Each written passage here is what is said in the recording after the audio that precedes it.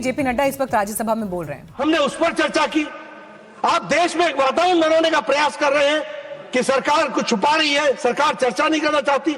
अरे आपके पास मुद्दे नहीं रह गए। You are issueless party now, you have got no issue.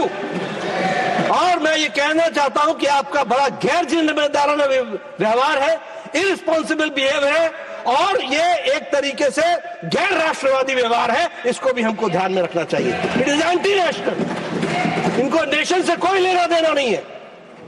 ये आज ऐसे मुकाम पर आकर के पहुंचे हैं जहां इनका फ्रस्ट्रेशन हर मोड़ पर दिख रहा है।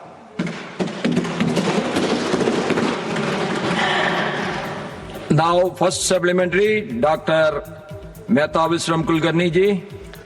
माननीय सभापति महोदय, मैं सरकार का अभिनंदन करती हूं। उत्तर में ये साफ दिखाई दे रहा है कि यूपीआई भारत के बाहर भी 8 देशों में। राज्यसभा में जेपी नड्डा ने एक बड़ा बयान दिया है। राज्यसभा में नेता सदन भी हैं और साथ ही साथ देश के स्वास्थ्य मंत्री भी हैं, पार्टी के पूर्व अध्यक्ष। विपक्ष के पास कोई मुद्दा नहीं है। विपक्ष का व्यवहार एंटी नेशनल हो गया है। राहुल गांधी पर निशाना साधते हुए जेपी नड्डा ने ये बड़ा बयान राज्यसभा में दिया है। गुस्से से भरे हुए नड्डा के इस बयान के बाद अब राजनीति और ज्यादा गरमाने की भी चांस हैं। अखिलेश शर्मा हमारे सहयोगी, वरिष्ठ सहयोगी, संसद भवन के बाहर से सीधे जुड़ गए। अखिलेश, सरकार हमलावर रुख में दिख रही है आज।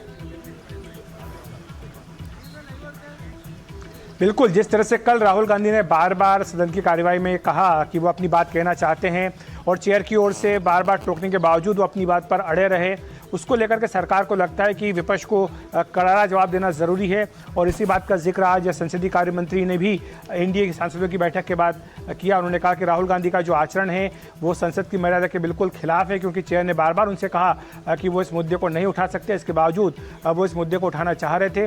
और अब जिस तरह से परिस्थितियाँ एक के बाद एक बदल रही हैं, इसके बाद सरकार का जो आत्मविश्वास है वो भी लगातार बढ़ रहा है। खुद पीएम मोदी ने आज एनडीए सांसदों की बैठक में ये कहा कि आज देश में 50% से भी अधिक जो दल हैं वो एनडीए में हैं। तो ये अपने आप में दिखाता है कि किस तरह से एनडीए की स्वीकार्यता देश विदेश में बढ़ रही है, लोगों में बढ़ रही है।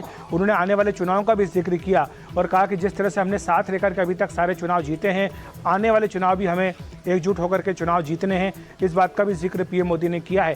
तो ये सरकार का आत्मविश्वास भी दिखाता है और दिखाता है कि किस तरह सरकार का जो विज़न है वो बिल्कुल क्लियर है। सरकार चाहती है कि आने वाले दिनों में जो भी चुनौतियां राजनीतिक तौर पर मिलें, चुनावों की चुनौतियां हों, उनको पार पाए, और उसके लिए सरकार का जो रोड मैप है वो भी बिल्कुल पूरी तरह से तैयार दिखता है।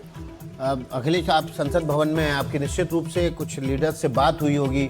एग्रीकल्चर सेक्टर में भी जिक्र किया है राष्ट्रपति डोनाल्ड ट्रंप ने अपने उस पोस्ट में कि एग्रीकल्चर सेक्टर भी डील का पार्ट है। भारत की जो रिजर्वेशन थे वो थे एग्रीकल्चर सेक्टर में, खासतौर पर सोयाबीन और मक्का की खेती को लेकर, सेब और डेयरी प्रोडक्ट की सप्लाई को लेकर। क्या भारत के कुछ खबर लग पाई? भारत के ये जो रिजर्वेशन थे इन चीज़ों पर क्या वो एड्रेस हो पाए?